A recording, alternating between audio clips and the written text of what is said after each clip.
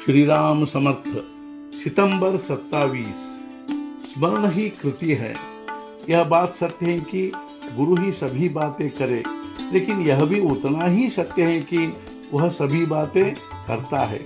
किंतु हम भी सत्शिष्य हैं या नहीं, यह अंतर्मुख होकर देखे। देहातीत होने के लिए गुरु की आज्ञा के सिवाय और क्या है।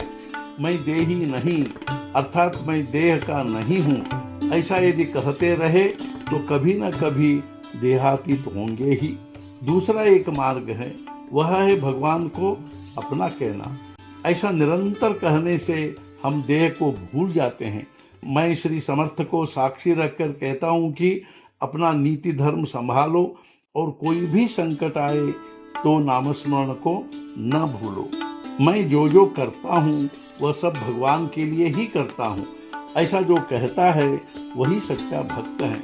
मैं करता हूँ, इससे जो अहंकार निर्माण होता है उसे मिटाने के लिए श्रेष्ठ भक्त होना चाहिए। भगवान की प्राप्ति के अलावा मुझे कुछ नहीं चाहिए, ऐसी भावना दृढ़ होना ही भक्त का सच्चा लक्षण है।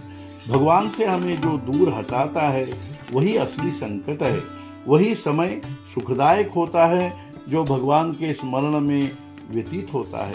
वस्तुतः भगवान का स्मरण कृति है और विस्मरण वृत्ति है। भगवान का स्मरण करना हवन करना है और अभिमान नष्ट करना पूर्णाहुति है। वृत्ति भगवान में लीन होनी चाहिए। जिसकी हमें रुचि होती है उसका अपने आप स्मरण रहता है। विषय का हमें सहज स्मरण रहता है, क्योंकि विषय में हम एक रूप हो गए हैं। किंतु भगवान का हमें आग्रहपूर्वक स्मरण करना चाहिए। ऐसा करना एकदम आसान नहीं है, किंतु बहुत मुश्किल भी नहीं है। वह मनुष्य कर पाएगा। भगवान की भक्ति सहज साध्य है। वह अनुसंधान से साध्य होती है। अनुसंधान समझ बूझ कर करना चाहिए।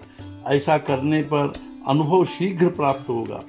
पहरेदार जागृत रहता है, उसी तरह अनुसंधान जागृत रखेंगे तो विषयों के पैर ही टूट जाएंगे, अर्थात विषय हमारे पास आ नहीं पहुंचेंगे।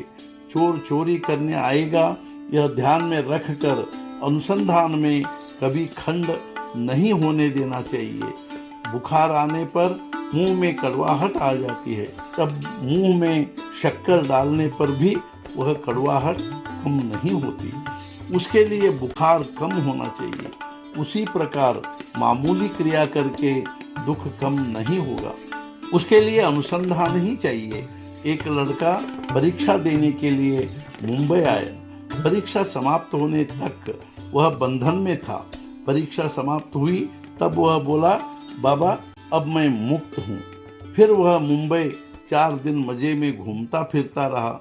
उसी प्रकार हमें अनुसंधान रखकर गृहस्थी की आसक्ति से मुक्त होना चाहिए। फिर मजे से गृहस्थी करे, हमें निस्संदेह आनंद ही प्राप्त होगा। द्वार की देहली पर दीपक रखने से दोनों तरफ रोशनी होती है, अर्थात बाहर भी और घर के भीतर भी। उसी प्रकार अनुसंधान देहली पर रखा हुआ दीपक है, उससे गृहस्थी और परमार्थ दोनों तरफ रोशनी होगी। गृहस्थी में बरतते समय थोड़ा ध्यान देना पड़ता है। उसके लिए भगवान का अधिष्ठान यानी अनुसंधान हो। आज के मुख्य विचार, भगवान की इच्छा से अकर्ता बन कर्म करने को ही अनुसंधान रखना या भक्ति कहते हैं।